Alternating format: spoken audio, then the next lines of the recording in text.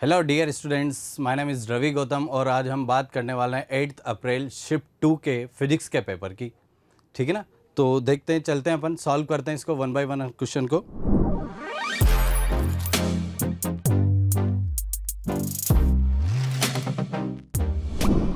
तो first question जो हमें गिवन है, ये हमें गिवन है बेटा कहीं से, एरर से हमें गिवन है। क्वेश्चन पढ़ देते हैं अपन पहले। A quantity Q is formulated as x to the power -2, y to the power +3/2, z to the power -2/5. x, y and z are the independent parameters which have fractional error. Fractional error क्या हो जाएगी बेटा? मान लो कि अगर कोई quantity a है तो a की फ्रैक्शनल एरर लिखी जाती है डेल्टा a बाई a लिखी जाएगी। तो सिमिलरली हमें यहाँ पे x y z के लिए बोला गया है, तो x y z में क्या हो जाएगा? ये delta x by x, delta y by y and delta z by z हमें गिवन है। और ये कितने गिवन है? 0.1, 0.2 and 0.5 respectively in measurement the maximum fractional error of q is. तो हमें क्या निकालना है? q में मैक्सिमम कितनी फ्रैक्शनल एरर होगी वो हमें कैलकुलेट करना है। तो इसके लिए हमें जो गिवन एक्सप्रेशन है उसको लिख देता हूं एक बार में। x to the power minus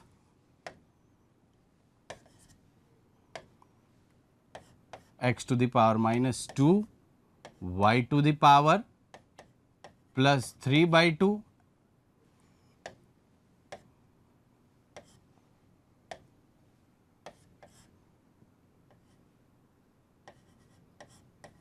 और z to the power हमें -2/5 गिवन है। तो हमें कैलकुलेट क्या करना है? q में मैक्सिमम फ्रैक्शनल एरर निकालनी है ना। तो डेल्टा q बाई क्यू के लिए हमें क्या करना पड़ेगा? इसको डिफरेंशिएट करेंगे बेटा। डिफरेंशिएट करेंगे तो क्या हो जाएगा? ये डी क्यू बाई क्यू हो जाएगा।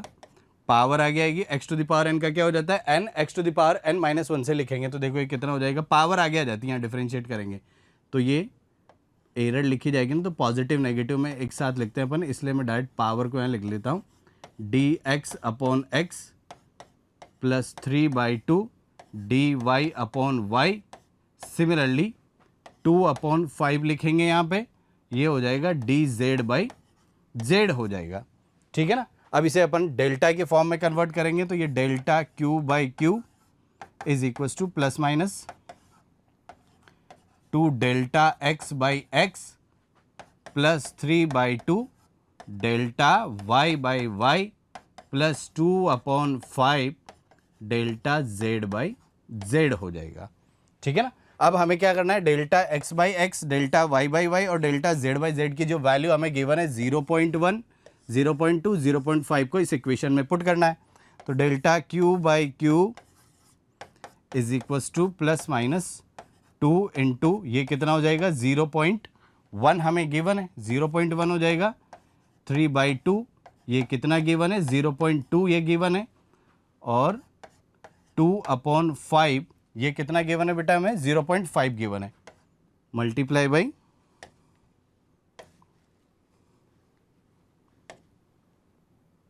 2/5 मल्टीप्लाई बाई 0.5। ठीक है ना। ये 0.1 टाइम ये कैंसिल हो जाएगा, 0.1 टाइम ही ये कैंसिल हो जाएगा और 0.1 से इसको मल्टीप्लाई करेंगे तो देखो ये कितना हो जाएगा? 0.2, 0.3 और 0.2 यहाँ से मिलके सॉल्व करेंगे तो delta Q by Q that is the maximum fractional error in Q is 0.7। 0.7 यानी कि ऑप्शन 4 क्या हो जाएगा हमारे लिए? Option 4 will be the correct answer. Okay, तो इसका ऑप्शन 4 क्या हो जाएगा? करेक्ट हो जाएगा बेटा। ठीक है ना। तो अब चलते हैं अपन नेक्स्ट क्वेश्चन की तरफ।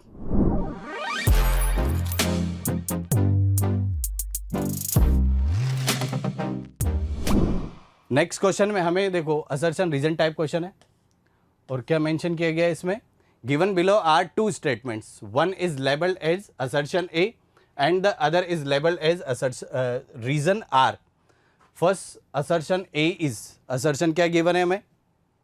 Work done in moving a test charge between the 2 points inside a uniformly charged spherical shell is 0। Charged spherical shell हमें गिवन है। चार्ज स्पेरिकल सेल की अगर हम बात करेंगे तो इसको जो भी आप चार्ज दोगे वो कहाँ आ जाएगा? इसकी फ्री सरफेस पे यूनिफॉर्मली डिस्ट्रीब्यूटेड हो जाएगा। यानी अंदर की तरफ इसमें कोई चार्ज नहीं होगा, और अगर चार्ज नहीं होगा तो इसके अंदर इलेक्ट्रिक फील्ड कितना हो जाएगा, जीरो हो जाएगा, zero, no matter which path is chosen, and reason for that, electrostatic potential inside a uniformly charged spherical cell is constant and is same as that on the surface of the cell. In the light of the above statement, choose the correct answer from the options given below. तो हम इसमें से correct answer find out करना है. अब देखो अंदर की तरफ हमने यहाँ बात कर ली थी कि अंदर की तरफ क्या हो जाएगा, स्पेरिकल सेल में इलेक्ट्रिक फील्ड जीरो हो जाएगा. इलेक्ट्रिक फील्ड अगर जीरो है then we know that d E is equal to dv by d r, ये रिलेशन हम जानते हैं यहाँ से. अब देखो अगर इसका डिफरेंशिएशन जीरो है तो ये तभी पॉसिबल होगा, इसका डिफरेंशिएशन ई जीरो हो जाएगा ना inside the charge spherical shell के, तो ये तभी पॉसिबल होगा जब v क्या हो जाएगा, कांस्टेंट हो जाएगा. और अगर v कांस्टेंट है और इसकी वैल्यू किसके इक्वल होती है, v इन जो अगर हम बात करेंगे ये सरफेस के ही इक्वल आता है. और सरफेस पर कितना लिखते हैं बेटा अपन, k capital Q upon R लिखा जाएगा. ठीक है ना, R is the radius of that charged spherical shell. मान लो इसकी रेडियस R थी तो ये R हो जाएगा. ठीक है ना, ये कांस्टेंट हो जाएगा, कांस्टेंट हो जाएगा तो वर्क डन कितना हो जाएगा, वर्क डन लिखते हैं अपन in electric field Q into delta V, where delta V is the potential difference. अगर पोटेंशियल कांस्टेंट है तो पोटेंशियल डिफरेंस की वैल्यू कितनी हो जाएगी, पोटेंशियल डिफरेंस की वैल्यू हो जाएगी बेटा यहाँ से zero, therefore work done is also zero. Work done कितना हो जाएगा, जीरो हो जाएगा. तो स्टेटमेंट की बात करेंगे तो असर्शन भी करेक्ट है और रीजन भी करेक्ट है. और रीजन क्या कर रहा है, करेक्ट एक्सप्लेनेशन दे रहा है किसकी, असर्शन की. ठीक है ना, तो अगर हम बात करेंगे both A and R is true and R is the correct explanation of A, option 3 will be the correct answer. Option 3 क्या हो जाएगा, करेक्ट आंसर हो जाएगा. ठीक है ना.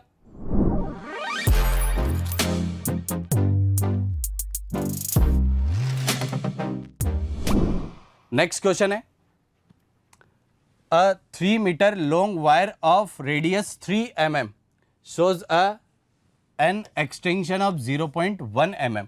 एक्सटेंशन कितना गिवन है हमें, 0.1 mm गिवन है. when loaded vertically by a mass of 50 kilogram, कितना मास लगा रखा है हमने, 50 किलोग्राम लगा रखा है in an experiment to determine the Young's modulus. Young's modulus का क्वेश्चन आ गया बेटा. तो यंग्स मॉडुलस देखो होता क्या है, यंग्स मॉडुलस y की बात करेंगे तो ये हो जाता है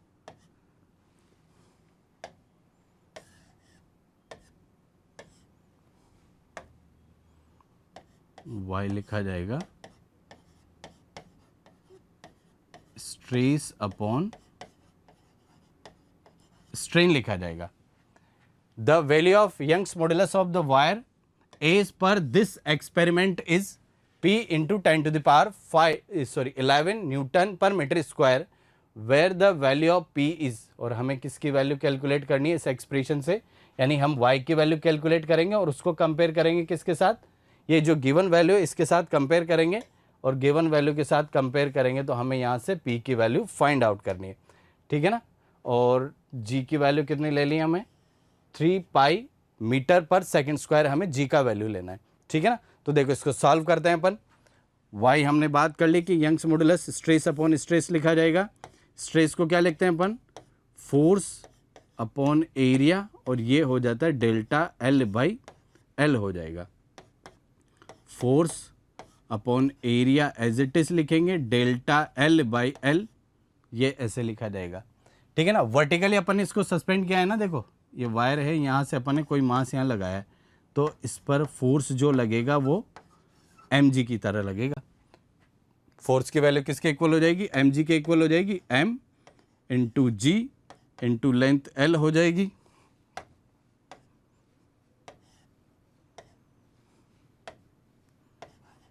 mgl, और ये क्या लिखा जाएगा बेटा, पाई r स्क्वायर डेल्टा l. अब देखो हमें सारी वैल्यू गिवन है, वैल्यू पुट करनी केवल हमें. मास का वैल्यू कितना गिवन है, देखो मास है हमारे पास 50 किलोग्राम, तो ये 50 लिख दिया. जी की वैल्यू हमें लेनी है कितनी, 3 पाई, वैल्यू पुट कर दी. लेंथ कितना है इसका, 3 मीटर, ऑलरेडी मेंशन इस क्वेश्चन में, तो इंटू 3 मीटर हो जाएगा. पाई एज इट इज हो जाएगा यहाँ से, आर स्क्वायर यानी कि कितना हो जाएगा, रेडियस कितना है 3 mm है ना, तो इसको मीटर में करेंगे तो 3 इंटू 10⁻³ होल स्क्वायर, और डेल्टा एल कितना है 0.1 mm है, तो 0.1 mm का मतलब हो जाएगा 10⁻³ हो जाएगा। पाई से पाई कैंसिल हो जाएगा, ये 9 बनेगा, इस 9 से देखो ये 9 क्या हो जाएगा, कैंसिल हो जाएगा क्योंकि 3 का स्क्वायर बनेगा यहाँ से, और ओवरऑल इसको सॉल्व करेंगे तो ये वैल्यू कितनी आ जाएगी 5 into 10⁻11 Newton per metre square हो जाएगा। तो यहाँ से कंपेयर करेंगे तो कंपेयर करने पर पी की वैल्यू कितनी हो जाएगी, पी की वैल्यू कंपेयर करने पर आ जाती है बेटा 5 आ जाती है। कितनी आ जाएगी, 5 आ जाएगी। तो हमारे लिए जो करेक्ट आंसर होगा ना वो कौन सा हो जाएगा, ऑप्शन 1 हमारे लिए क्या हो जाएगा, करेक्ट आंसर हो जाएगा। ठीक है,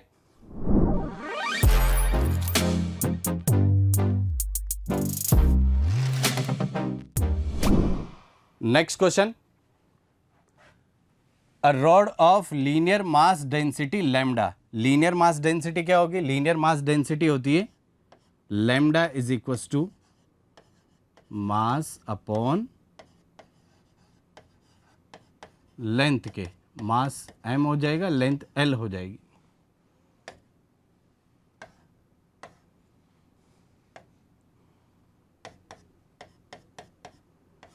लेंथ l ले लो। Is bend to form a ring of radius r, यानी कि रोड को हमने बेंड करके क्या बना दी, एक रिंग बना दी। Moment of inertia of ring about any of its diameter is, तो किसी भी एक डायमीटर के अबाउट में इसका मोमेंट ऑफ इनर्शिया कैलकुलेट करना है। मान लीजिए कि ये हमारी रिंग है, इस रिंग का मोमेंट ऑफ इनर्शिया निकालना है हमें किसी भी एक डायमीटर के अबाउट में। मान लो कि ये हमारा डायमीटर है,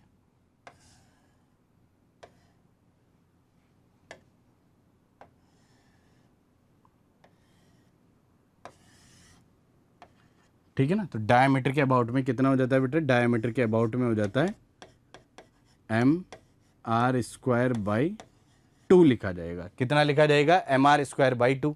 अब हमें इसकी रेडियस नहीं पता, लेकिन हमें पता है कि अगर हमने किसी रोड को, ये रोड है हमारी, इस रोड को अगर बेंड करके हमने क्या बनाया, एक रिंग बनाई है, तो इस रिंग की जो लेंथ होगी वह इस रोड की लेंथ के इक्वल होनी चाहिए। और ये कितनी हो जाएगी बेटा, रिंग की लेंथ तो 2πr और ये लेंथ हो जाएगी l के, तो r की वैल्यू कितनी हो जाएगी बेटा, यहाँ से l/2π हो जाएगी। r की वैल्यू कितनी हो जाएगी, यहाँ से l/2π हो जाएगी। और देखो अगर हम ऑप्शन की बात करें तो हमें लैम्डा की टर्म में आंसर निकालना है, यानी m को भी एलिमिनेट करना पड़ेगा। m को एलिमिनेट करने के लिए देखो यहाँ से हम लिख सकते हैं m की वैल्यू कितनी हो जाएगी, लैम्डा इंटू l हो जाएगी बेटा। कितनी हो जाएगी, लैम्डा इंटू l हो जाएगी। तो वैल्यू पुट कर दें हम इसमें, लैम्डा इंटू l, ये तो मास की वैल्यू होगी। रेडियस का लिखेंगे तो l/2π का स्क्वायर करेंगे तो l का स्क्वायर हो जाएगा, 2π का स्क्वायर करेंगे, 2 ऑलरेडी है, 2 का स्क्वायर 4 और पाई का स्क्वायर लिखेंगे अपन यहाँ से, ठीक है ना। तो इसको अगर अपन सिंप्लीफाई करें तो λl³ ये प्रोडक्ट है इनका 8π² हो जाएगा। λl³/8π², λl³/8π², option 1 is the correct answer. Option 1 क्या हो जाएगा हमारे लिए, करेक्ट आंसर हो जाएगा। ठीक है,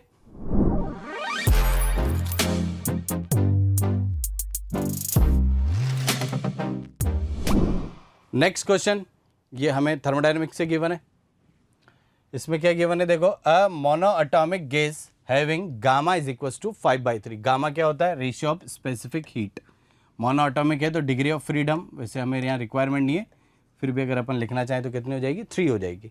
is stored in a thermally insulated container and the gas is suddenly compressed to 1/8 of its initial volume. इसके इनिशियल वॉल्यूम से अगर हम बात करेंगे, initial volume, initial pressure P ले लेंगे, इनिशियल वॉल्यूम V है, तो ये कितना हो जाएगा, V/8 हो जाएगा। ठीक है ना। फाइनली जब इसको कंप्रेस करेंगे, the ratio of final pressure and initial pressure is gamma is the ratio of specific heats of the gas at constant pressure and constant volume हमें गिवन है। तो हमें फाइनल प्रेशर निकालना है, यानी कि फाइनल प्रेशर जो है P2 लिख लेते हैं, इसको P1 लिख लेते हैं। हमें रेशियो निकालना है किसका, P2 अपॉन P1 का रेशियो निकालना है, ठीक है ना। इसको कैसे कैलकुलेट करेंगे, देखो इसके लिए कंडीशन गिवन है हमें, थर्मली इंसुलेटेड, इंसुलेटेड यानी कि इसमें कोई भी हीट का एक्सचेंज नहीं होगा, और अगर हीट का एक्सचेंज नहीं होगा डेल्टा Q 0 हो जाएगा, तो ये 100% कौन सा प्रोसेस बनेगा, एडियाबेटिक प्रोसेस बन जाएगा बेटा। कौन सा प्रोसेस बन जाएगा,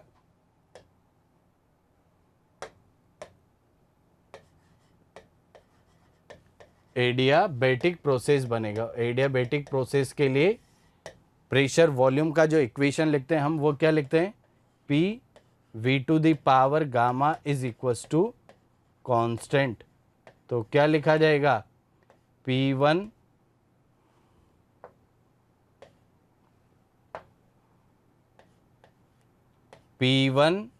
V1 to the power gamma is equals to P2 V2 the power gamma हो जाएगा।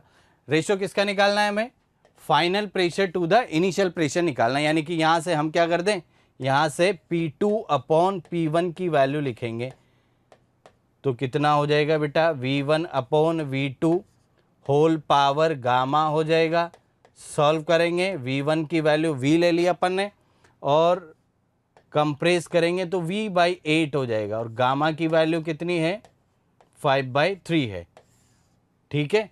तो देखो V से V कैंसिल हो जाएगा, ये डिनोमिनेटर के नीचे को डिनोमिनेटर आ गया तो न्यूमरेटर में चला जाएगा। तो P2 upon P1 is equals to 8 को क्या लिख सकते हैं अपन, 2 की पावर 3 और होल पावर 5/3, 3 ने 3 को मार दिया, तो यहाँ से क्या बनेगा, 2 टू द पावर 5 है ना, तो कितना हो जाता है ये 32 हो जाएगा।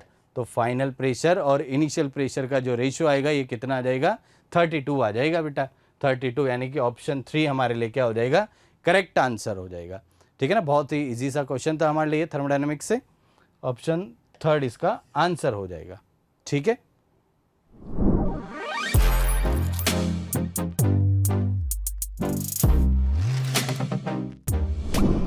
नेक्स्ट क्वेश्चन की बात करें अपन, तो नेक्स्ट क्वेश्चन हमें गिवन है, a infinitely long wire has uniform linear charge density lambda is equal to कितना गिवन है हमें, लैम्डा गिवन है 2 नैनो कूलाम पर मीटर हमें गिवन है। The net flux through a Gaussian cube of side length √3 centimetre, कितना है, √3 centimetre है। If the wire passes through any of 2 corner, cube के किसी भी 2 कॉर्नर से निकल रहा है, of the cube that are maximum displaced, जो कि क्या है, मैक्सिमम डिस्टेंस पर है, each other would be x newton into metre square upon coulomb where x is. तो हम जो भी फ्लक्स निकालेंगे उस फ्लक्स को कंपेयर करके हमें यहाँ से x की वैल्यू कैलकुलेट करनी है बेटा। Neglect any as effect and use 1/4 pi epsilon not का वैल्यू कितना है, 9 × 10⁹ SI यूनिट के, ठीक है ना। तो अगर हम बात करें क्यूब की, तो मैं एक छोटा सा यहाँ क्यूब बना लेता हूँ।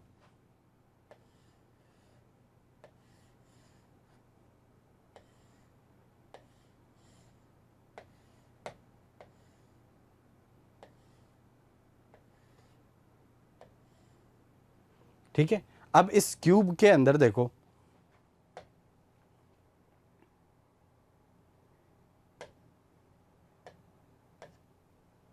कॉर्नर की बात करेंगे, ठीक है ना। तो कॉर्नर ये हो जाएगा जो मैक्सिमम डिस्टेंस पर हो, ये वाले होंगे, ये वाला कॉर्नर और ये वाला कॉर्नर, ये दोनों एक दूसरे से क्या मैक्सिमम डिस्टेंस पे है। तो इनके बीच की अगर हम बात करेंगे, यहाँ से वायर पास हो रहा है, ठीक है ना। तो इसके रिगार्ड या इसके रिगार्डिंग ही हमें क्या निकालना है, फ्लक्स कैलकुलेट करना है। तो फ्लक्स क्या होगा, बाय गॉस लॉ,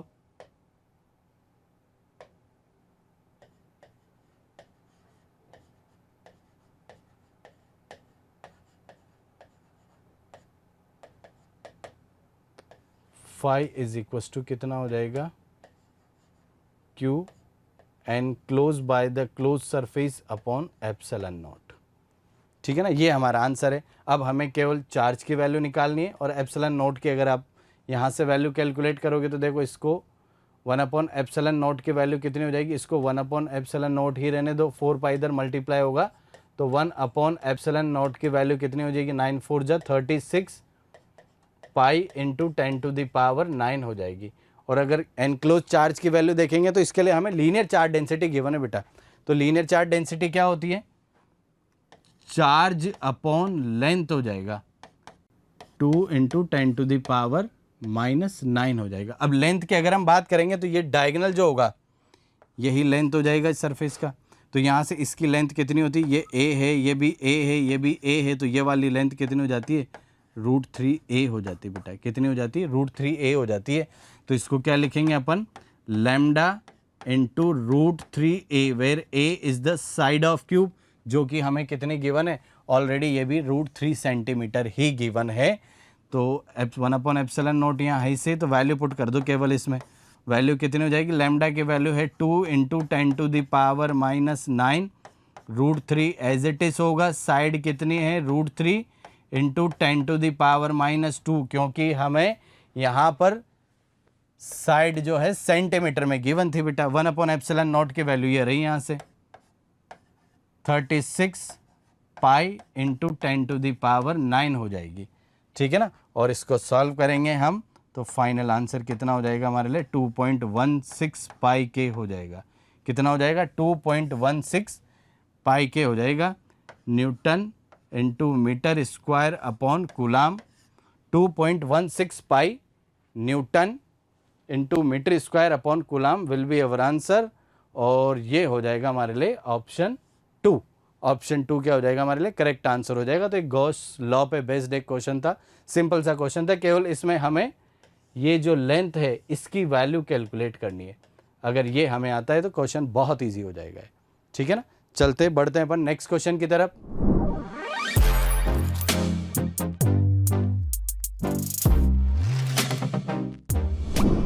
ये भी बहुत ही अच्छा सा हमें क्वेश्चन गिवन है और ये बायो सावर्ट लॉ पे बेस्ड है बेटा।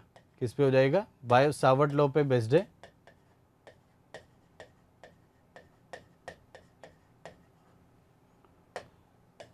क्वेश्चन पढ़ते हैं अपन। Figure shows a current carrying square loop ABCD of edge length A, जिसकी एज लेंथ हमें कितनी गिवन है, A। ये भी A है, ये भी A है, ये A है, A हो जाएगा। स्क्वायर है तो सारी साइड इक्वल होगी, सही। Lying in a plane if the resistance of the part ABC is R। ABC इस वाले की लेंथ कितनी है, R है, and that of part ADC is 2R। इस वाले की अगर हम बात करेंगे तो इस वाले का रेजिस्टेंस नीचे वाले का कितना है बेटा, 2R है, और ये वाला रेजिस्टेंस कितना है, R है। Then magnetic field of the resultant magnetic field at the centre of the square loop is, loop के सेंटर पर कितना मैग्नेटिक फील्ड होगा ये हमें कैलकुलेट करना है, ठीक है ना। अगर हम बात करेंगे स्क्वायर लूप में कितने करंट कैरिंग वायर बन रहे हैं, 4 करंट कैरिंग वायर बन रहे हैं, ठीक है ना। ये ABCD की अगर हम बात करेंगे ना तो एक वायर ये हो जाएगा, एक वायर ये हो जाएगा, this is 3rd and this is 4th, ठीक है। और करंट कैरिंग वायर के लिए अगर मैं बात करूं यहाँ पे थोड़ा सा,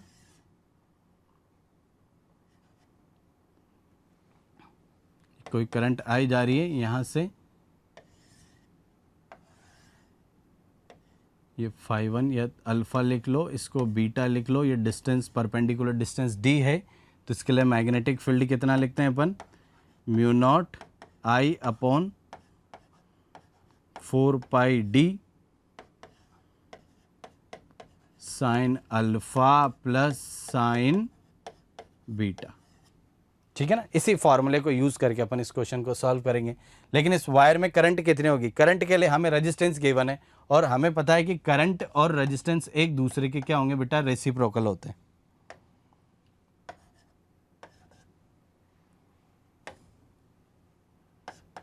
I डायरेक्टली प्रोपोर्शनल टू कितना हो जाएगा, 1/R के हो जाएगा, ठीक है ना।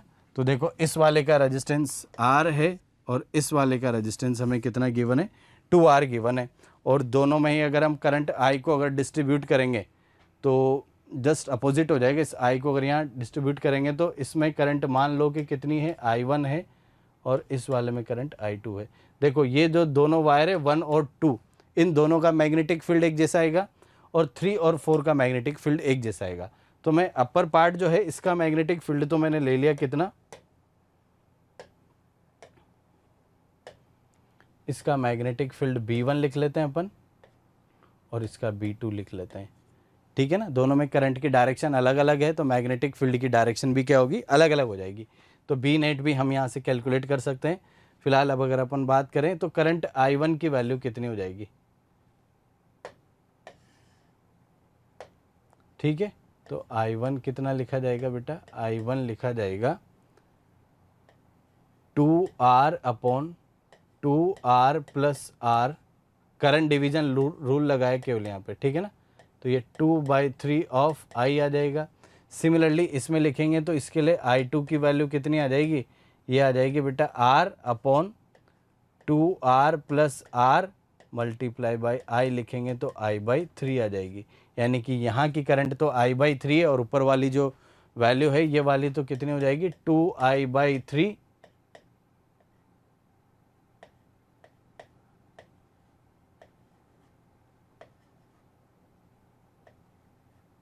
और ये हो जाएगी यहाँ से I/3। अब केवल फार्मूला में वैल्यू पुट करनी है, ठीक है ना। तो मैं यहाँ पे फार्मूला लिख देता हूँ, इसमें हमने जो लिखा हुआ इसमें वैल्यू पुट कर देंगे। B1 is equals to mu naught I upon, अच्छा I की जगह तो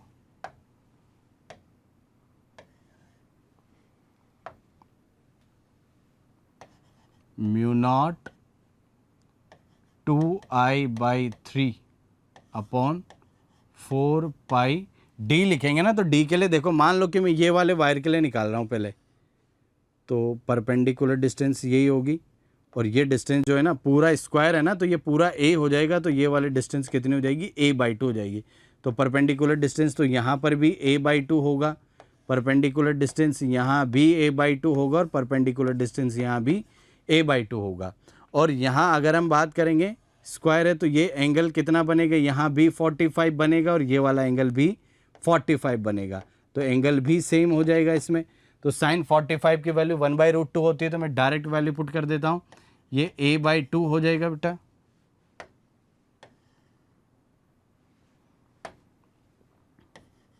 A/2 हो जाएगा। सिमिलरली यहाँ कितना हो जाएगा 1/√2 प्लस 1/√2। ये इसलिए क्योंकि साइन 45 की वैल्यू हमें पता है, इसमें डायरेक्ट आंसर लिख दिया मैंने इसमें, ठीक है ना। मल्टीप्लाई बाई 2 हो जाएगा क्योंकि ये तो केवल इस वाले वायर की वजह से था, इस वाले वायर की वजह से भी सेम ही रहेगा। सिमिलरली नीचे ADC पार्ट के लिए लिखेंगे तो ADC पार्ट का कितना हो जाएगा बेटा, यहाँ से ADC पार्ट का हो जाएगा mu naught I/3 upon 4 A/2 1/√2 plus 1/√2 multiply by 2 हो जाएगा, ठीक है ना। देखो अगर हम बात करें B1 और B2 दोनों की डायरेक्शन अलग अलग होगी क्योंकि दोनों ही सेक्शन में ABC और ADC दोनों ही सेक्शन में करंट की डायरेक्शन अलग है। तो करंट की डायरेक्शन अलग है तो इस वाले की वजह से तो क्रॉस आएगा और इस वाले की वजह से डॉट आ जाएगा, ठीक है ना। तो दोनों में मैग्नेटिक फील्ड की डायरेक्शन भी अलग हो जाएगी। मैग्नेटिक फील्ड की डायरेक्शन अलग होगी तो बी नेट का वैल्यू कितना लिखेंगे आप, बी नेट का वैल्यू लिखेंगे बड़े वाले में से छोटे वाले को क्या कर देंगे, माइनस कर देंगे। अब देखो क्या क्या चीज़ कॉमन आ रही है यहाँ से, म्यू नॉट I 2 ये अपॉन 4 A/2 ये सब कॉमन आ रहा है, ठीक है ना। तो जो जो कॉमन आ रहा है उसको बाहर ले लेते हैं अपन। म्यू नॉट कॉमन आ रहा है, I कॉमन आ रहा है, 4 A/2 कॉमन आ रहा है, मल्टीप्लाई बाई 2 1/√2 प्लस 1/√2 ये भी कॉमन आ रहा है। तो क्या क्या बचेगा यहाँ, 2/3 बचेगा माइनस 1/3 बचेगा, ठीक है ना। केवल इसको सॉल्व करना है अपने को। तो ये तो कितना बन जाएगा बेटा 1/3 बनेगा, कितना बन जाएगा 1/3 बनेगा। इसको देखो आगे, बी नेट कितना लिखा था, बी नेट आ गया था यहाँ से म्यू नॉट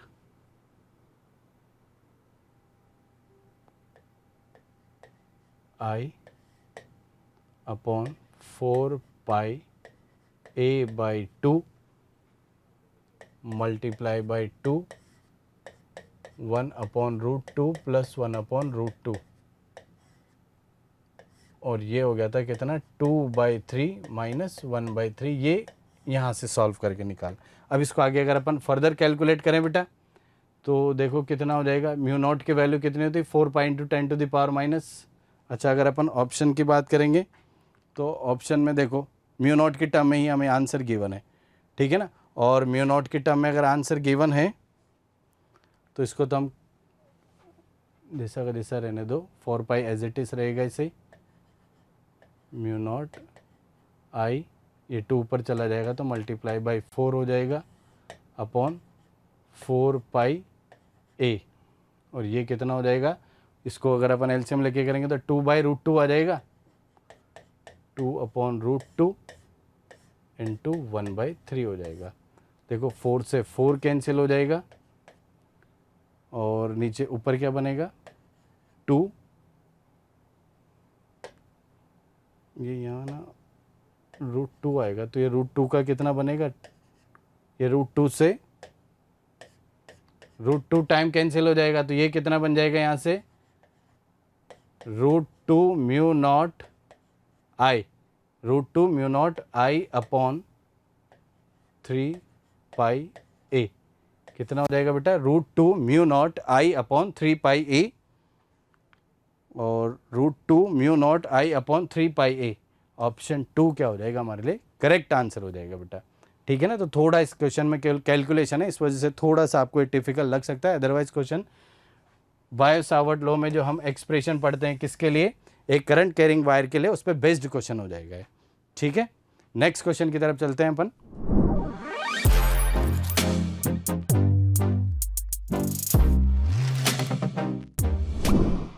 नेक्स्ट क्वेश्चन देखो हमें गिवन है बेटा कहीं से, नेक्स्ट क्वेश्चन जो है हमें लेंस से गिवन है और इसमें मेंशन किया गया है a convex lens of focal length 30 centimetre. Convex lens है तो फोकल लेंथ पॉजिटिव में होगी और कितना है 30 सेंटीमीटर है, is placed in contact with concave lens. किसके साथ कॉन्टेक्ट में रखेंगे अपन, कॉनकेव लेंस के साथ रखेंगे, जिसका कि फोकल लेंथ कितना है 20 सेंटीमीटर है। और अगर कॉनकेव लेंस हमें गिवन है तो कॉनकेव लेंस के लिए फोकल लेंथ कितना हो जाएगा, इसका फोकल लेंथ हो जाता है 20 सेंटीमीटर और ये नेगेटिव में लिखा जाएगा। An object is placed at 20 centimetre to the left of this lens system. इस लेंस सिस्टम के लेफ्ट में एक ऑब्जेक्ट रखा हुआ है, ऑब्जेक्ट की डिस्टेंस कितनी है 20 सेंटीमीटर, ऑब्जेक्ट का डिस्टेंस -20 सेंटीमीटर, हम विद द साइन ही लिख के चलते हैं इसको। To the left of this lens system the distance of the image from the lens in centimetre is. तो हमें जो फाइनली इमेज बनेगी इस कॉम्बिनेशन से उसका लोकेशन पूछा गया है बेसिकली कि वो फाइनल इमेज जो है वो कहाँ पर बनेगी, ठीक है ना।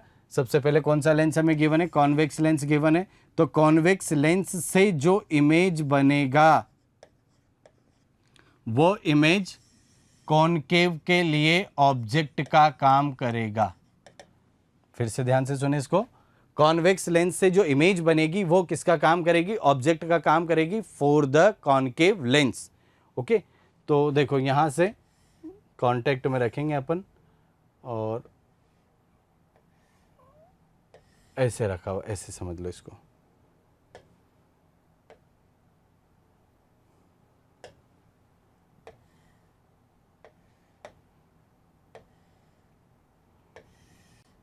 ठीक है ना, ये F1 ये F2 है, ठीक है।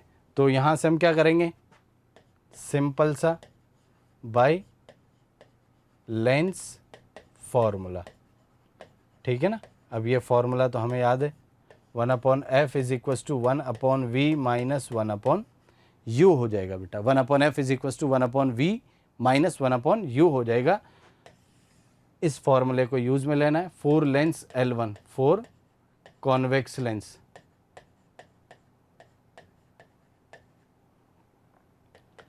1/f1 लिखेंगे कितना 30 centimetre is equals to 1/v, v1 इसका फर्स्ट इमेज बनेगा जो किसका काम करेगा, ऑब्जेक्ट का, for the concave lens, minus 20, ठीक है ना। तो देखो यहाँ से कितना हो जाएगा, ये माइनस माइनस प्लस हो गया, उधर भेजेंगे तो अगेन माइनस हो जाएगा, 1/v1 1/30 माइनस 1/20 हो जाएगा। एलसीएम लेंगे कितना 60, तो ये 2 माइनस 3 लिखेंगे, v1 की वैल्यू कितनी हो जाएगी, -60 सेंटीमीटर हो जाएगी, ठीक है। तो ये तो आ गया image formed by the convex lens which is behave like as a object for the concave lens. तो कॉन्केव लेंस की भी बात कर लेते हैं यहाँ पे।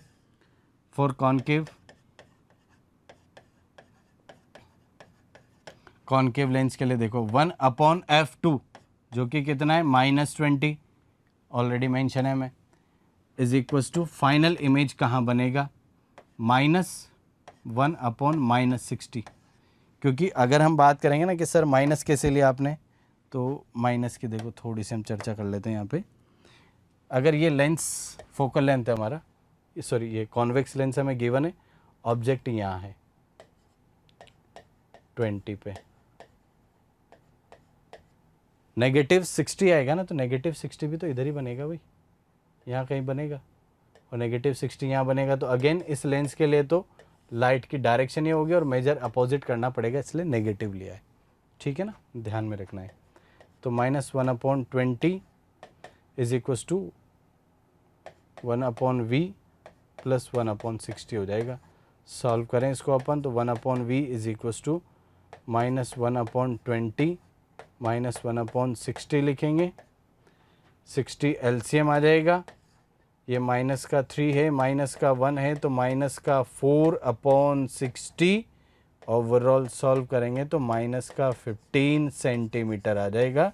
This is the final image formed by the combination of these two lenses, that is 15 centimetre. 15 centimetre correct answer हो जाएगा।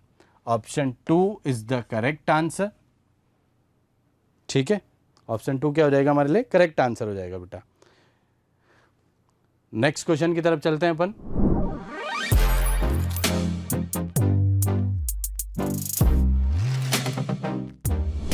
नेक्स्ट क्वेश्चन भी हमें सिंपल सा क्वेश्चन गिवन है, एनएलएम पे बेस्ड।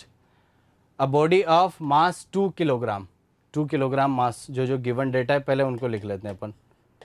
2 किलोग्राम है, moving with velocity v initial vector form में given है जी, तो वेक्टर फॉर्म में लिखेंगे हम भी इसको, v इनिशियल करके लिख दिया हमने सर कितना, 3ik plus 4j, 3ik plus 4j metre per second में गिवन है।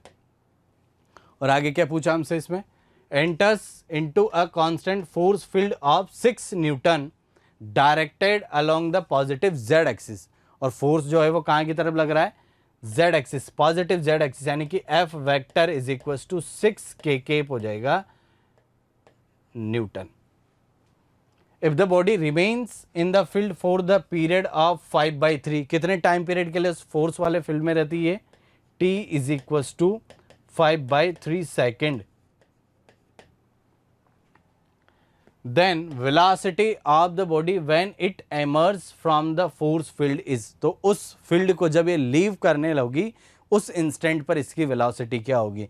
तो बेसिकली हमसे जो अपन इक्वेशंस ऑफ मोशन पढ़ते हैं ना, उसी से बेस्ड क्वेश्चन है कि सर कैसे, आफ्टर टी टाइम आपसे वेलोसिटी पूछी गई है, और आफ्टर टी टाइम वेलोसिटी तो आप निकाल सकते हो आसानी से, v vector is equals to u vector plus a vector into t हो जाएगा।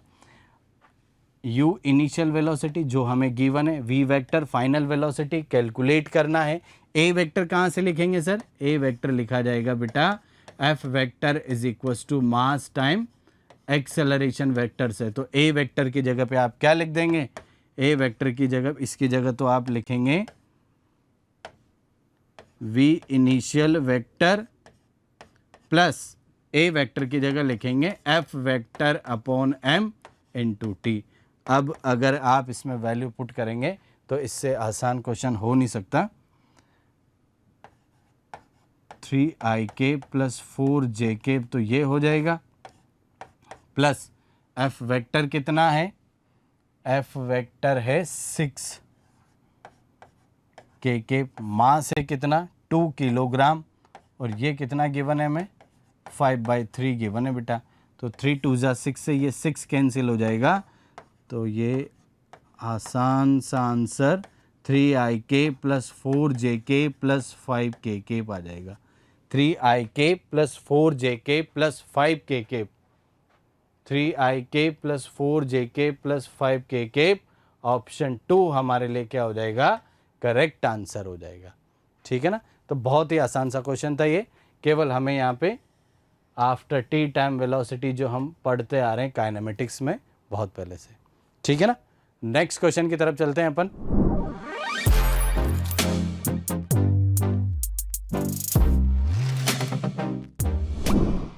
और इसमें मेंशन किया गया है हमें 2 metal spheres of radius r and 3r have same surface charge density. Density, surface charge density क्या होती है, sigma is equals to charge upon area. ये दोनों का क्या है बेटा, सेम है इनिशियली। ठीक है ना। आगे क्या बोला गया, if they are brought in contact and then separated. ये दो स्फीयर है, इनकी रेडियस अलग अलग है, पहले इनको पास में लाएंगे, कांटेक्ट में लाएंगे, ये रखे हुए हैं, कांटेक्ट में लाए, ये r रेडियस है, ये 3r रेडियस है, इनिशियली यही सिग्मा है, ये सिग्मा है, और जैसे हम इनको कांटेक्ट में लाएंगे, कांटेक्ट में लाने पर, और बोला गया फिर बाद में इनको क्या कर देगा आप, सेपरेट कर दोगे इनको, ऐसा हमें क्वेश्चन में बोला गया, 3r वाला है।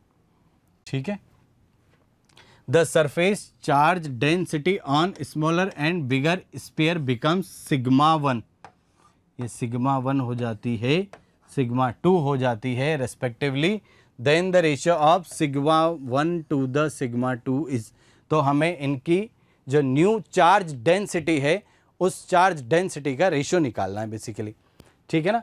तो देखो हमें यहाँ एक कॉन्सेप्ट पता है, और कॉन्सेप्ट क्या है बेटा कि whenever two conducting materials, object की बात कर लें अपन, कंडक्टिंग ऑब्जेक्ट को अगर आप कांटेक्ट में लाते हो तो कांटेक्ट में लाने पर उनके बीच में चार्ज का ट्रांसफॉर्मेशन होता है, और वो कब तक होता है, जब तक कि दोनों का पोटेंशियल सेम न हो जाए, जब तक कि दोनों का पोटेंशियल सेम नहीं हो जाए। और पोटेंशियल की बात करेंगे हम तो स्पेरिकल कंडक्टर के लिए कितना लिखा जाता है पोटेंशियल, KQ/R लिखा जाता है बेटा। कितना लिखा जाता है, KQ/R लिखा जाएगा। K की वैल्यू 1/4 पाई एप्सिलॉन नॉट हो जाएगा। Q की value charge, Q spherical conductor का एरिया 4 पाई R स्क्वायर, तो ये कितना हो जाएगा, सिग्मा इंटू 4 पाई R स्क्वायर हो जाएगा, अपॉन यहाँ से वैल्यू कितनी R हो जाएगी, तो 4 पाई से 4 पाई कैंसिल हो जाएगा, एक R से एक R कैंसिल हो जाएगा, तो V की वैल्यू कितनी बचेगी, यहाँ से सिग्मा अपॉन एप्सिलॉन नॉट बचेगी बेटा। तो अगर हम बात करें यहाँ से, और R भी बचेगा। ठीक है, sigma R upon epsilon not हो जाएगा।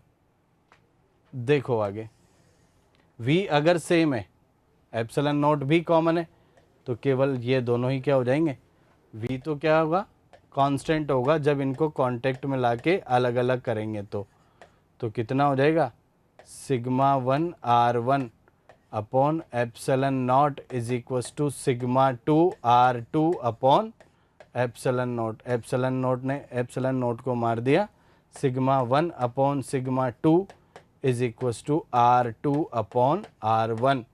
ये कितना हो, 3R गिवन है, और ये कितना गिवन है बेटा, R गिवन है, तो रेशो कितना आ जाएगा जी, रेशो आ जाएगा 3। सिग्मा 1 अपॉन सिग्मा 2 जो रेशो है, इस रेशो की वैल्यू कितनी है, 3 है।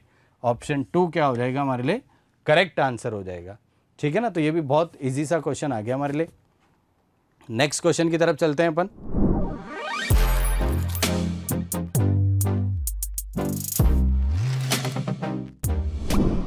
नेक्स्ट क्वेश्चन जो है अपना एसएचएम से रिलेटेड है बेटा। ठीक है ना। कहीं से ये SHM हमें गिवन है और क्वेश्चन को रीड आउट करते हैं अपन। The amplitude and phase of a wave that is formed by the superposition of two harmonic travelling wave. दो SHM है, दो SHM क्या करेंगे, इंटरफेयर करेंगे, सुप्रीम पॉज करेंगे, तो दो SHM के मिलने से थर्ड जो वेव बनेगी वो भी क्या होगी, SHM ही होगी बेसिकली।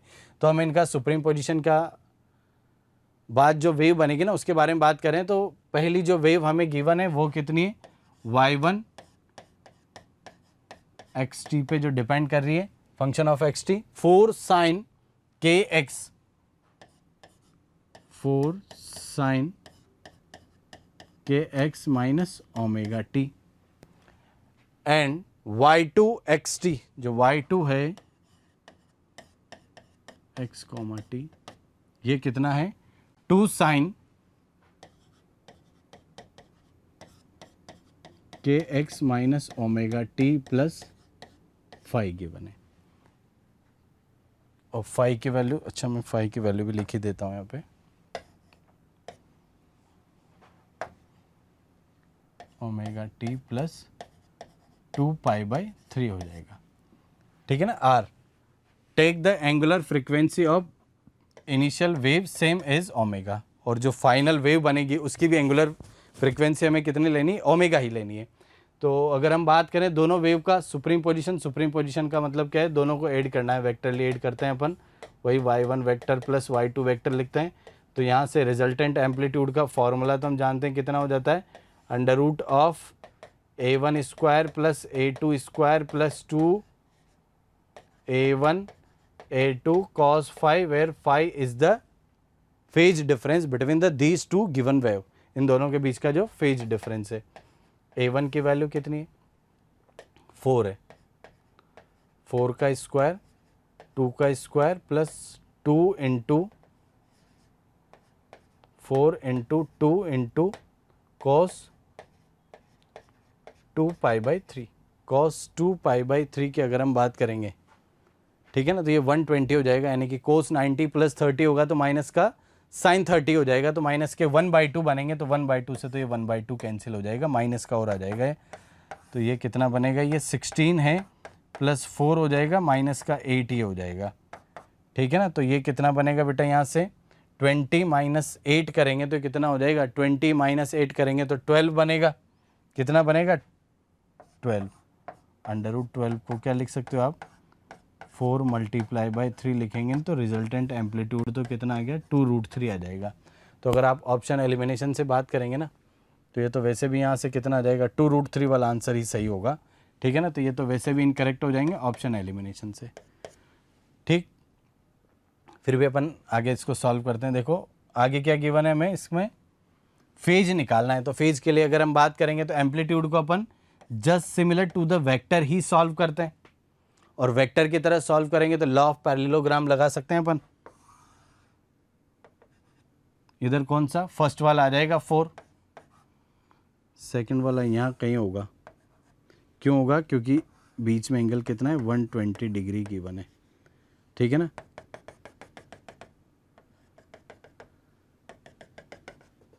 तो ये वाला है तो फेज होता था, अल्फा निकालते थे अपन, tan अल्फ़ा का फॉर्मूला क्या बनता था, tan alpha is equals to q sine theta upon p plus q cos theta. q कितना है, सेकंड वाला वेक्टर जो कि कितना है 2 है, साइन थीटा यानी कि साइन 120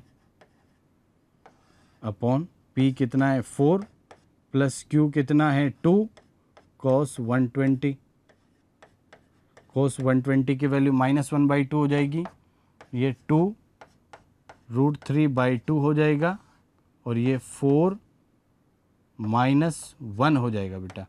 तो ये कितना बनेगा, 2 से 2 कैंसिल, अच्छा -1 कैसे, 4 तो एज इट इज़, ये 2 और एक कोस 120 कितना होगा, -1/2 होगा ना, तो इसे 2 से 2 कैंसिल हो जाएगा, तो ये बचेगा 2 से 2 यहाँ कैंसिल हो गया, तो √3/3 लिखेंगे तो 1/√3 हो जाएगा।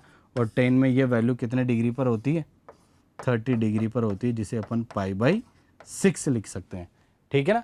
तो एम्पलीट्यूड तो आ जाएगा कितना, 2√3 आ जाएगा, और फेज कितना आ जाएगा, π/6 आ जाएगा। ऑप्शन 3 क्या हो जाएगा हमारे लिए करेक्ट आंसर हो जाएगा बेटा।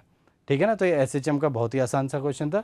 थोड़ा सा हमें वेक्टर का नॉलेज होना चाहिए यहाँ पे, लॉ ऑफ पैरेललोग्राम में जो अपन किसी एक वेक्टर से एंगल निकालते हैं, ठीक है ना। नेक्स्ट क्वेश्चन की तरफ चलते हैं अपन।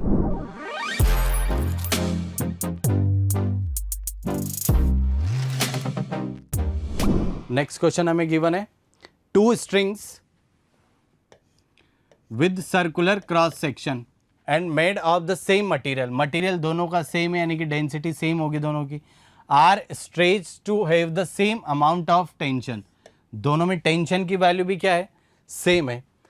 अ transverse wave is then made to pass through both strings, और दोनों ही स्ट्रिंग से क्या कर रहे हैं अपन, एक ट्रांसवर्स वेव को पास कर रहे हैं। The velocity of the wave in the first string having the radius of cross section r is v1, यानी कि एक जो फर्स्ट वाली स्ट्रिंग है उसकी रेडियस r है, इसकी वेलोसिटी कितनी है, v1 है। And that in the other string having the radius of cross section r/2 is v2, then v2 upon v1 is, तो दोनों का क्या निकालना है, हमें रेशियो ही तो निकालना है ना। इसमें कितना है, r/2 है, तो ये क्या हो जाएगा हमारे लिए, v2 हो जाएगा। और ये कितना गिवन था, v1 गिवन था। और transverse wave the velocity, formula of velocity और we can say speed on the string wave is given by √T upon mu लिखा जाएगा बेटा। कितना लिखा जाएगा, T अपॉन म्यू। म्यू क्या होता है, T तो कांस्टेंट है, सब कुछ म्यू पे डिपेंड करेगा। म्यू क्या होगा, मास पर यूनिट लेंथ। लेंथ को क्या लिख सकते हो आप, लेंथ को आप लिख सकते हो यहाँ से, देखो डेंसिटी को क्या लिखेंगे अपन, सॉरी मास को लिखेंगे अपन density into volume upon length,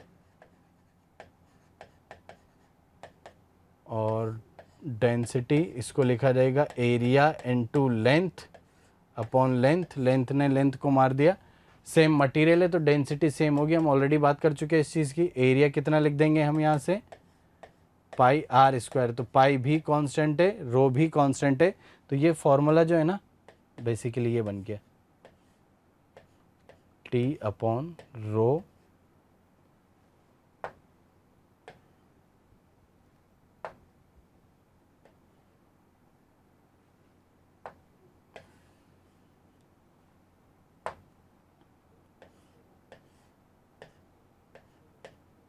T upon rho πr²। देखो T कांस्टेंट है, रो कांस्टेंट है, पाई कांस्टेंट है, और r² का अंडर रूट से बाहर लिखेंगे तो 1/r हो जाएगा, इनटू जो भी है वो सारा कांस्टेंट है।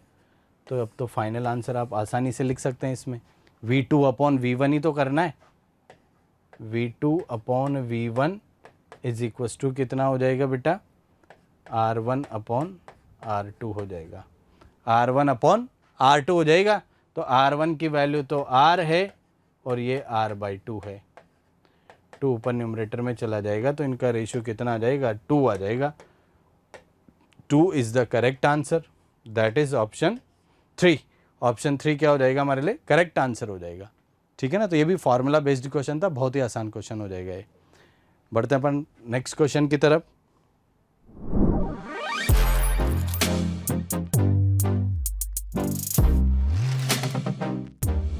चलो पहले क्वेश्चन को अपन पढ़ते हैं और जो जो डेटा दिया है उसको अपन समझते हैं, ठीक है। 2 balls with same mass and initial velocity are projected at different angle in such a way that maximum height reached by the first ball is 8 times higher than that of the second ball, ठीक है। तो जो information दी है सबसे पहले अपन लिखते हैं इसको, maximum height reached by the first ball, इसको कह देता हूँ h1 is 8 times the height reached by second one h2, ठीक है। T1 and T2 are total time flying time of first and second ball respectively, ठीक है। तो अपन को जो फॉर्मूले पता होने चाहिए इसमें वो h का और t का फॉर्मूला पता होना चाहिए। तो देखो h का फॉर्मूला लिख देता हूँ मैं, u² sin² theta upon 2g, और t का फॉर्मूला होता है 2u sign theta upon g।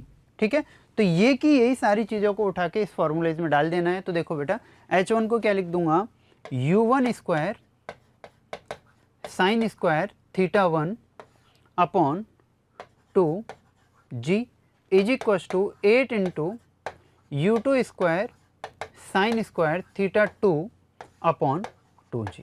अब दूसरी चीज़ इसमें ये देखो, 2 balls with the same mass and initial velocity, मतलब u1 की वैल्यू u2 के बराबर गिवन है। तो यहाँ से क्या लिख देता हूँ, u1 की वैल्यू u2 के बराबर गिवन है। तो यहाँ से क्या लिख सकता हूँ, इस u1 को ये u2 से निपटा सकता हूँ। तो ये 2g से ये 2g गया, तो मैं यहाँ से ऐसे लिख सकता हूँ साइन थीटा 1 की वैल्यू 2√2 साइन थीटा 2 के बराबर है।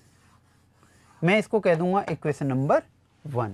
आगे मुझे क्या दे रखा है, T1 and T2 the total flying time of first and second ball respective, then the ratio of T1 and T2।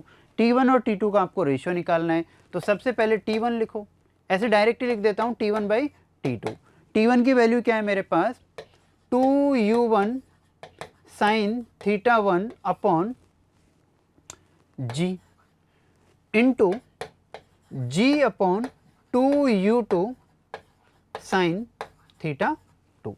ठीक है, तो यहाँ से लिख दूंगा T1 upon T2 is equal to u1 की वैल्यू u2 के बराबर है, तो ये पूरी की पूरी टर्म चली जाएगी, ये चला जाएगा sign theta 1 upon sine theta 2। देखो बेटा आपके पास साइन थीटा 1 की वैल्यू 2√2 साइन थीटा 2 के बराबर है। तो यहाँ से क्या लिख दूंगा, T1 upon T2 is equal to sine theta 1 की वैल्यू क्या है, 2√2 sine theta 2 upon sine theta 2। ये निपट गया, तो T1 अपॉन T2 की वैल्यू निकल के आ जाएगी आपके पास 2√2 के बराबर। ठीक है, तो इसका आंसर क्या हो जाएगा, 2√2:1। ऑप्शन नंबर 2 आपका करेक्ट हो जाएगा।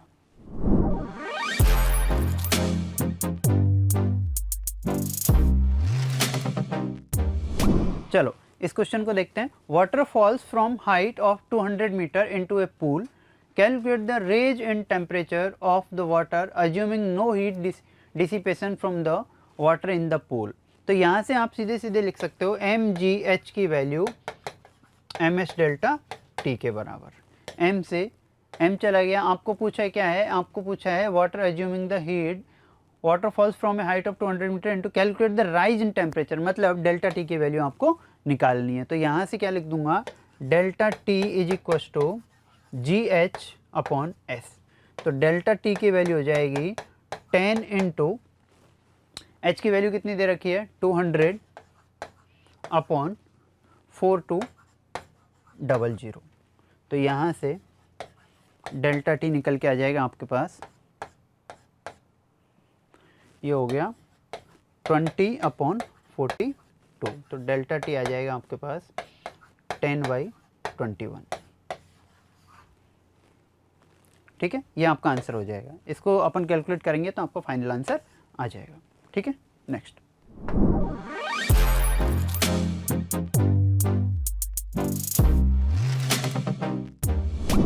अगला देखो, electric charge is transferred from an irregular metallic disk as shown in figure. If sigma 1, sigma 2, sigma 3 and sigma 4 are charge density at given points, then choose the correct answer from the options given. ठीक है, आपको ये पता है sigma up equals to 1 by आप क्या लिख देते हो ROC, रेडियस ऑफ कर्वेचर। ठीक है, तो यहाँ से आपको इसमें ये देखना है किसका ROC ज़्यादा है, किसका ROC कम है, किसका ROC बराबर है। तो पहले ये देखो, तो ये वाला है और ये वाला पॉइंट, इन दो के ROC की वैल्यू सेम है। तो मैं ये कह पाऊंगा कि सिग्मा 4 की वैल्यू सिग्मा 2 के बराबर है। ठीक है, या फिर मैं ऐसे कह दूं ROC of 4 is equal to ROC of 2। पहला स्टेटमेंट तो मेरा यहाँ पे हो गया। अब इससे मैं ये देख सकता हूँ कि ऑप्शन एलिमिनेट करना चाहूँ तो मेरा ये ऑप्शन एलिमिनेट हो जाएगा। ठीक है, और ये वाला ऑप्शन एलिमिनेट हो जाएगा, मतलब मेरे पास सी और डी दो ही बच गए।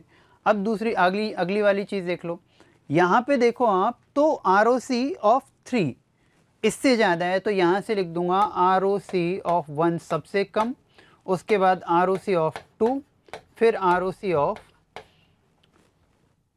ROC 3 है, ROC of 2 is equal to ROC of 4। तो यहाँ से मैं कह पाऊँगा कि सिग्मा 1 सबसे ज़्यादा greater than sigma 3 is greater than sigma 2 is equal to sigma 4। जो भी ऑप्शन आपका सेटिस्फाई करेगा that will be your answer. Sigma 1 greater than sigma 3 greater than sigma 2 equal to sigma 4, option number C आपका correct हो जाएगा। ठीक है,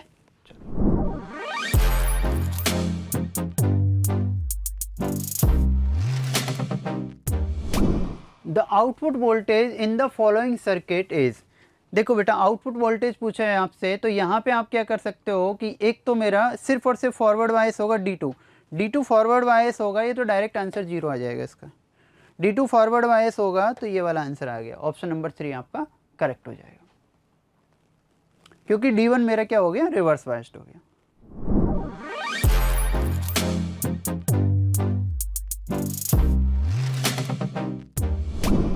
For a nucleus of mass number A and radius r, the mass density of nucleus can be represented as।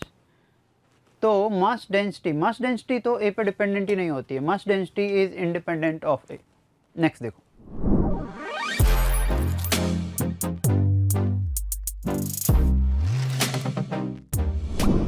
in a Young's double slit experiment, the source is white light, one of the slit is covered by red filter and another by green filter। in this case तो इधर तो कोई interference fringes ही नहीं होंगी, ठीक है, तो there shall not be interference fringes.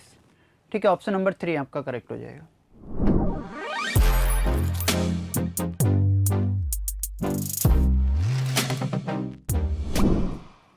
Question को पढ़ते हैं अपन। A block of mass 2 kilogram is attached to one end of a massless spring whose other end is fixed at a wall. ठीक है, the spring mass system moves on a frictionless horizontal table. देखो कैसे diagram दिया है बनेगा इसका कि मेरा ये एक स्प्रिंग है, इस पे ये ब्लॉक एक फ्रिक्शनलेस टेबल पे रखा हुआ है, इसका ये हिस्सा दीवार से जुड़ा हुआ है। ठीक है, the spring's natural length is 2 metre. तो यहाँ से क्या कह दूंगा मैं, natural length is equal to 2 metre. ठीक है, and spring constant is 200 newton per metre. तो K की वैल्यू दे दी मुझे 200 न्यूटन पर मीटर। ठीक है, the block is pushed such that the length of the spring becomes 1 metre. मतलब आपको इसको ये यहाँ पर लेके आ गया और इसका कितना दे रखा है, 2 किलोग्राम। तो ये 2 किलोग्राम का है, यहाँ पे 2 किलोग्राम, ये लेंथ आपको दे दी 1 मीटर, ये लेंथ हो गई मेरी 1 मीटर। ठीक है, आगे देखो, the block is pushed such that the length of the spring becomes 1 meter and then released at distance x meter from the wall, the speed of the block will be। आपको क्या पूछा है, speed of the block। तो आपको ये भी दे रखा है कि x is less than 2, मतलब ये नेचुरल लेंथ तक वापस नहीं जाएगा, यहीं कहीं रह जाएगा।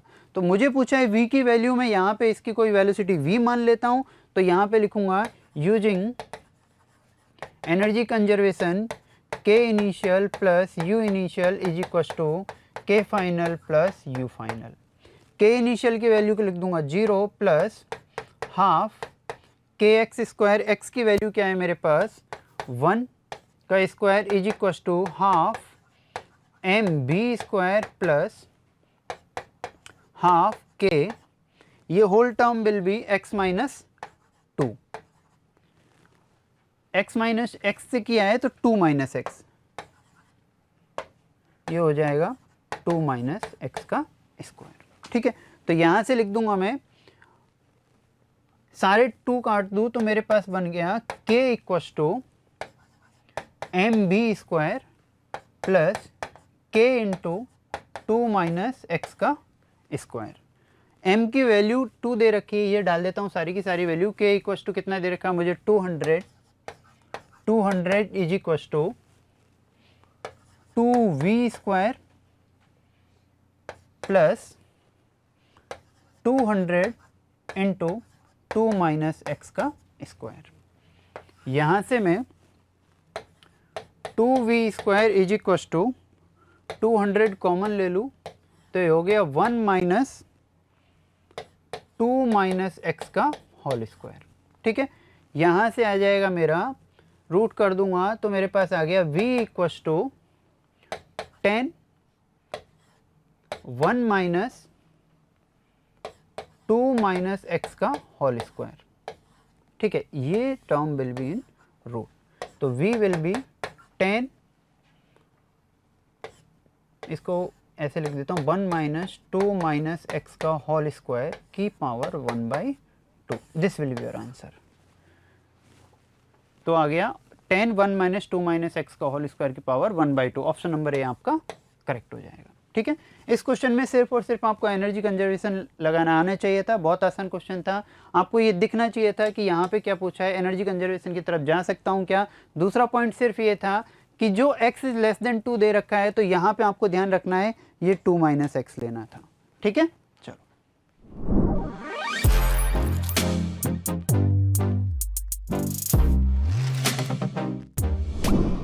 a concave convex lens of refractive index 1.5 and radius of curvature of its surface are 30 centimeter and 20 centimeter. ठीक है, respectively the concave surface is upward and is filled with a liquid of refractive index 1.3. the focal length of the liquid glass combination. आपको f की value पूछी है, मतलब आपको 1/f equivalent, इसमें दो कॉम्बिनेशन अपन बनाएंगे तो 1/f इक्विवेलेंट की वैल्यू 1/f1 प्लस 1/f2 करके f इक्विवेलेंट की वैल्यू हम निकाल लेंगे। तो देखो सबसे पहले इसके डायग्राम को समझते हैं।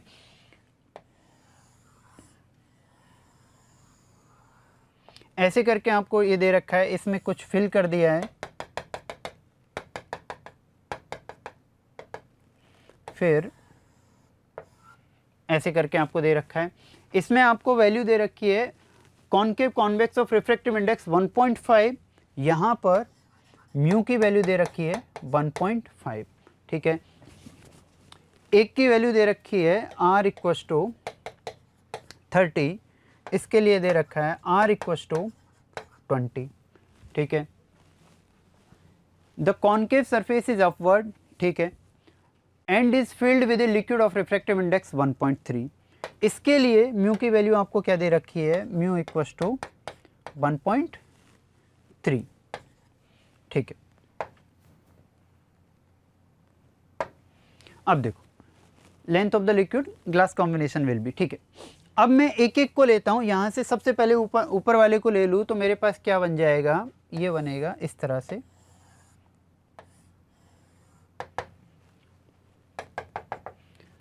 तो यहाँ से लिख दूंगा 1/fl equals to mu minus 1 into 1/r1 minus 1/r2।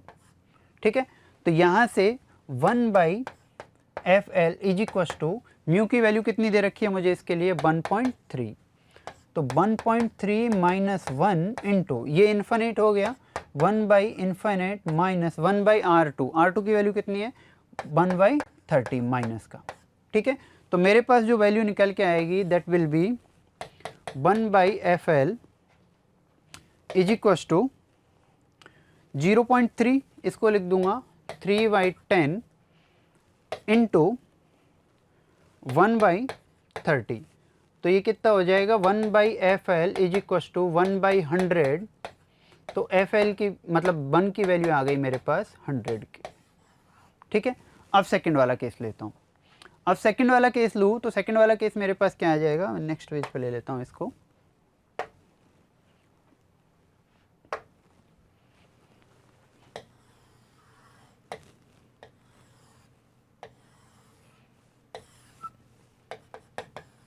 इस तरह से करके मुझे दे रखा है, यहाँ पर म्यू की वैल्यू क्या दे रखी है मुझे 1.5, म्यू इक्वस टू 1.5, ये वाली वैल्यू कितनी दे रखी है मुझे 30 और ये वाली वैल्यू दे रखी है 20। तो मैं इसको फिर से लिखूंगा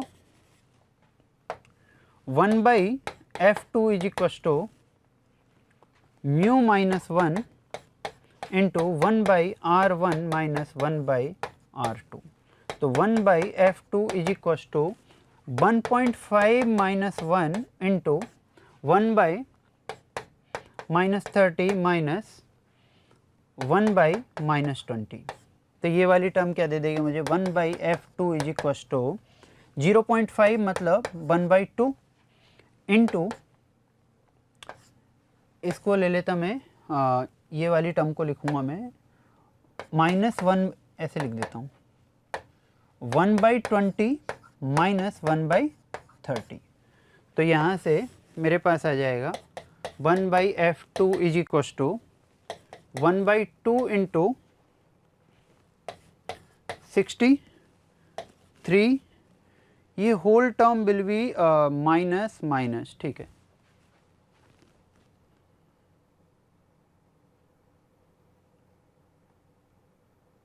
हाँ, ये हो जाएगा मेरे पास 63 और ये वाली टर्म हो जाएगी मेरे पास -2। हाँ, तो मेरे पास आ गया 1/F2 इज इक्वस टू 1/120, ठीक है। तो अब मेरे को मिला F2 मिल गया 120, ठीक है। अब मुझे चाहिए F इक्वलेंट, तो 1/F equivalent is equals to 1/F1 plus 1/F2। तो 1/F इक्वलेंट की वैल्यू आ जाएगी 1/F1 कितना दे रखा है मुझे, 100 F1, हाँ। तो ये हो गया 1/100 प्लस 1/120। ये मेरे को आंसर मिलेगा यहाँ से 1/F equivalent is equals to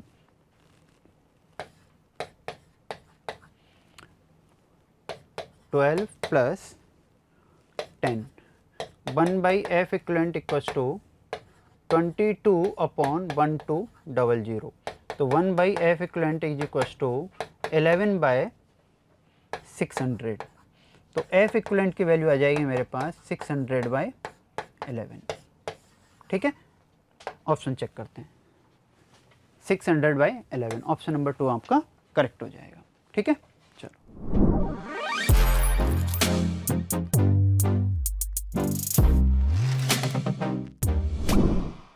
पढ़ते हैं इसको। An electron is released from rest near an infinite non conducting sheet of uniform charge density minus sigma, the rate of change of de Broglie wavelength associated with the electron varies inversely as nth power of time, numerical value of n, numerical value of n, तो आपको पूछा है lambda equals to h upon p। तो इसको मैं ऐसे लिख सकता हूँ lambda equals to h upon mb, h upon mb। यहाँ से मैं इसको डिफ्रेंशिएट कर दूँ टाइम के साथ, तो d lambda y dt is equals to h upon m minus into v square d v by d t. यहाँ से आ गया मेरा d lambda by d t is equals to minus h by m b square into a, ठीक है। अब मुझे चाहिए v, अब मैं यहाँ से लिख सकता हूँ v equals to u plus a t, तो ये टर्म हो गई 0, तो v is equals to a t, ठीक है। इसको इसमें डाल दूंगा तो मेरे पास आ गया d lambda by d t is equals to minus h upon m b square into a into T.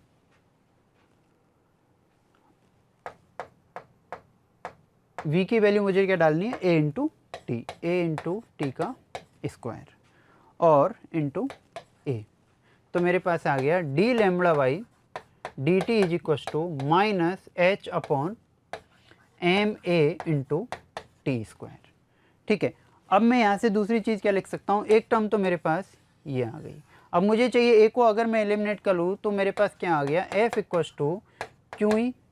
तो यहाँ से m a is equals to q into e, a equals to q e by m, तो a is equals to q by m into sigma upon 2 epsilon naught, इसके लिए, ठीक है। अब इस टर्म को उठा के यहाँ डाल दूँ तो d lambda by d t is equals to minus h upon m, a की वैल्यू क्या डाल दूंगा, ये आ गया मेरे पास lambda Q into sigma upon M into 2 epsilon not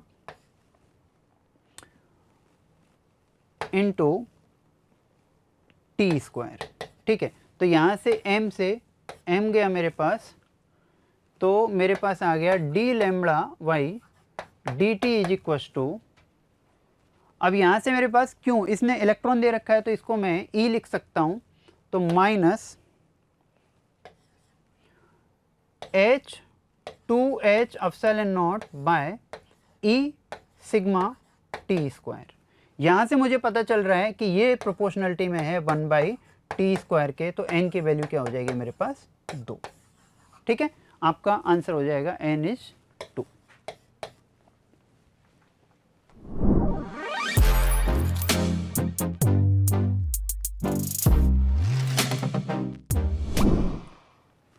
question को पढ़ते हैं अपन। Space between the plate of a parallel plate capacitor of plate are 4 centimetre square and separation of d 1.77 mm। मतलब ये क्या हो गया, 1.77 mm is filled with uniform dielectric material with dielectric constant 3 and 5 as shown in figure. Another capacitor of capacitance 7.5 picofarad is connected in parallel with it. The effective capacitance of this combination is, देखो सबसे पहले जो diagram given है उसको बना लेते हैं अपन। इसमें अपन ये लिखेंगे कि ये C1 हो गया और ये C2 हो गया, ये C1 और ये C2। मैं कह पाऊंगा C इक्विवेलेंट की value C1 C2 divide by C1 plus C2 आ जाएगा। तो सबसे पहले C1 की वैल्यू निकाल लेते हैं। तो C1 हो गया मेरा epsilon naught epsilon r into a upon इसके लिए dy 2। तो C1 की वैल्यू हो जाएगी 8.85 into 10⁻⁻12 into 5 into 4 into 10⁻⁻4 divide by dy2 that is 1.77 by 2 into 10⁻⁻3। ठीक है, तो यहाँ से C1 की वैल्यू आ जाएगी मेरी 20 पिको फेरेड। ठीक है, वैसे की वैसे ही मैं C2 की वैल्यू निकाल लेता हूँ। तो C2 हो गया मेरे पास 8.85 into 10⁻⁻12 into 3 into 4 into 10⁻⁻4 divide by dy2 ही लिख दूंगा फिर से 1.77 by 2 into 10⁻⁻3। So C2 will be 12 picofarad. अब मैं लिख दूंगा C इक्विवेलेंट की value that will be 20 into 12 by 20 plus 12। तो ये वाली वैल्यू निकल के आ जाएगी मेरे पास 240 अपॉन 32। तो मेरे पास निकल के आएगी 7.5 पिको फेरेड। 7.5 ये पिको फेरेड में वैल्यू मिली है मुझे, तो 7.5 पिको फेरेड मुझे किसकी वैल्यू मिली, C इक्विवेलेंट की। लेकिन उसने ये बोला है कि another capacitor of capacitance 7.5 picofarad is connected in parallel with it. इसके पैरेलल में कनेक्ट किया, इसका मतलब क्या हो गया, the final answer will be 7.5 plus 7.5। तो आपका आंसर क्या आ जाएगा 15 पिको फेरेड। ठीक है, चल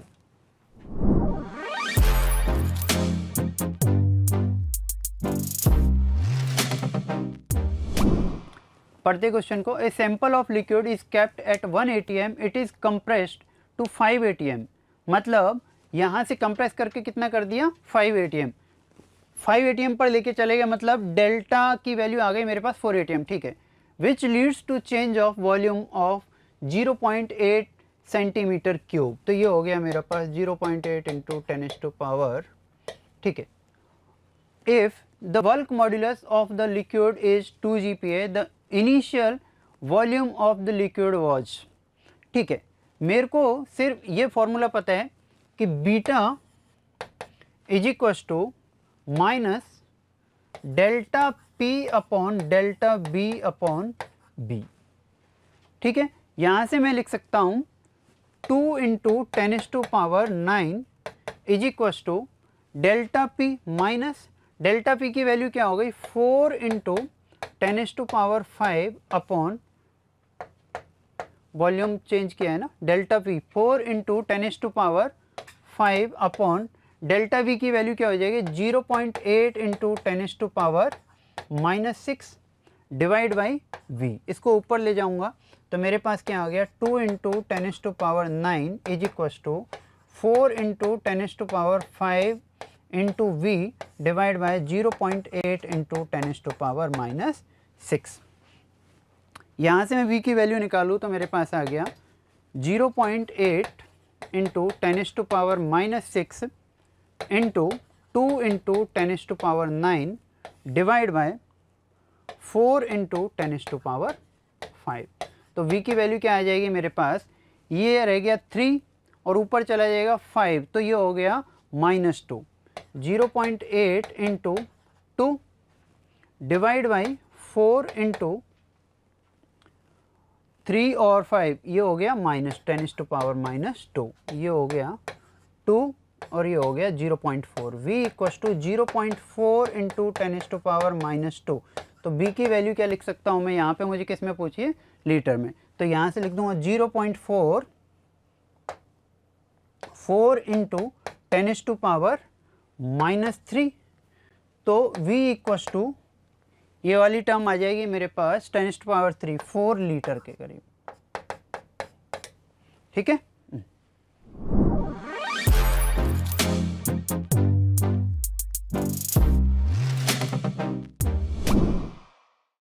पढ़ते हैं इस क्वेश्चन को पहले। A cube having a side of 10 centimetre with unknown mass and 200 gram mass were hanged at two end of an uniform rigid rod of 27 centimetre long.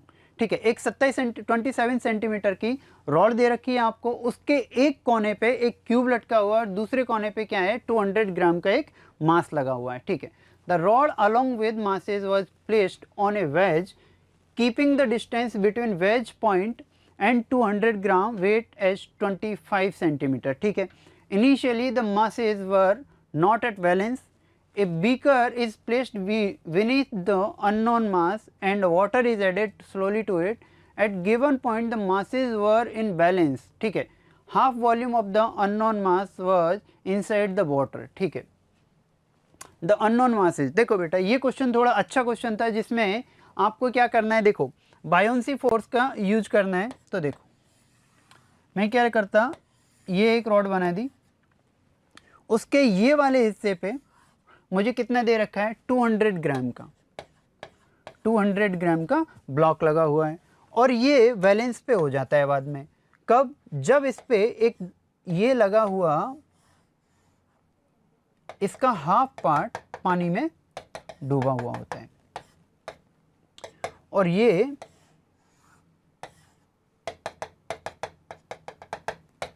Half part पानी में डूबा हुआ होता है। तो यहाँ से ये दे रखा है कि ये मुझे 2 सेंटीमीटर है और ये 25 सेंटीमीटर है। ठीक है, अब ऐसा दे रखा है कि ऐसा होने पे ये बैलेंस में है। अगर ऐसा होने पे बैलेंस में है तो मैं क्या कर सकता हूँ, यहाँ पर इसको m मास का मान लूँगा, नीचे की तरफ mg, ऊपर की तरफ F of B, buoyancy force लगा दिया मैंने इस पे, नीचे की तरफ mg। ठीक है, तो यहाँ से अगर मैं टॉर्क बैलेंस कर दूँ तो क्या लिखूँगा, tau of A will be equals to tau at B। तो इस तरह से लिख दूंगा tau at A that will be mg will be 200 G upon 1000 into कितना 25 into 10⁻⁻2 R cross F। Tau at B में क्या लिखूंगा mg minus F of B, तो ये वाली टर्म लिख दूंगा mg minus F of B into 2 into 10⁻⁻2। ठीक है, तो ये वाली टर्म मुझे क्या दे देगी 2, ये हो गया मेरे पास 50 इंटू 10⁻⁻2 से 10⁻⁻2 काट देता हूँ तो मेरे पास क्या बचेगा 50, ये 2 से ये कट गया तो मेरे पास बच जाएगा 25। तो ये हो गया 25 is equals to m g minus f of b. ठीक है, तो यहाँ से लिखूंगा 25 is equal to m g की वैल्यू कितनी है इसमें, एम इंटू ये लिख दूंगा 10। एक काम करता हूँ, इस पूरी वैल्यू को लिख देता हूँ, m g minus f of b हो गया मेरा rho g into v displaced. ठीक है, तो ये हो गया 25 is equal to m minus rho into b displaced into g, इस तरह से लिख देता हूँ। तो ये हो गया 25 is equal to m minus 1000 into v displaced क्या हो गया, ये 10 दे रखा है और हाफ ऊपर की तरफ है तो ये 5 दे रखा है। तो क्या लिख दूंगा 10 इंटू 10 इंटू 5 इंटू 10⁻⁻6 इंटू 10। तो ये वाली टर्म क्या हो जाएगी मेरे पास, इस 10 से ये 2.5 हो जाएगा, m माइनस 3 4 5, तो ये हो गया 5 इंटू 10⁻⁻1, तो ये हो गया 2.5 और ये हो गया 0.5। तो मेरे पास क्या आ गया, ये m इक्वस टू 3 किलोग्राम। ठीक है, तो मेरा जो अननोन मास था वो कितना था, 3 किलोग्राम का। इस क्वेश्चन में सिर्फ आपको ये समझना था कि टॉर्क बैलेंस करना है, टॉर्क बैलेंस करना है, ऊपर की तरफ बायोंसी फोर्स लग रहा है, नीचे की तरफ एम जी लग रहा है। बायोंसी आपको पता होता है रो जी इंटू वी डिस्प्लेस्ड होता है। वी डिस्प्लेस्ड में वैल्यू कैसे लिखनी है, यहाँ पे ध्यान रखना है 10 और 10 तो पूरा डूबा हुआ है लेकिन 5 आधा डूबा हुआ है, तो वॉल्यूम डिस्प्लेस्ड कितना हो जाएगा 10 इंटू 10 इंटू 5 के बराबर। ठीक है, चलो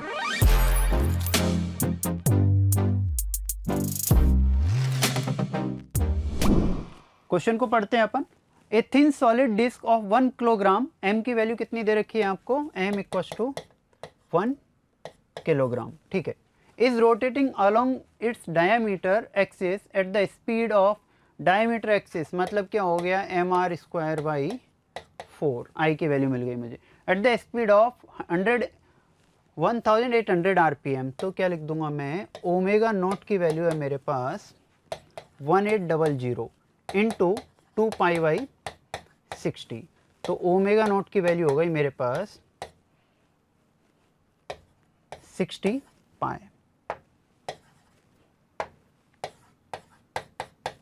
ठीक है, आगे देखो, by applying an external torque of tau की वैल्यू दे रखी है मुझे 25 पाई 440 सेकेंड, टी की वैल्यू कितनी दे रखी है 40 सेकेंड। ठीक है, आगे the speed increases to 2100 RPM, तो मेरे पास ओमेगा इनिशियल हो गया, ओमेगा की वैल्यू हो गई 2100 इंटू 2 पाई बाई 60, तो ये वाली टर्म हो जाएगी मेरे पास ओमेगा इज इक्वस टू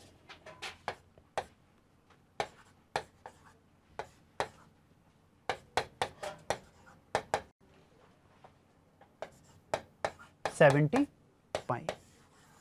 ठीक है, अब मुझे चाहिए क्या, द डायमीटर ऑफ द, अब देखो यहाँ से मैं क्या लिख सकता हूँ, दूसरी चीज़ लिखूंगा omega final, omega final is equals to omega initial plus alpha into t. यहाँ से लिख दूंगा ओमेगा फाइनल कितना है 70 pi is equals to omega initial कितना है मेरे पास 60 pi plus alpha into t. ठीक है, अब मुझे चाहिए एल्फा।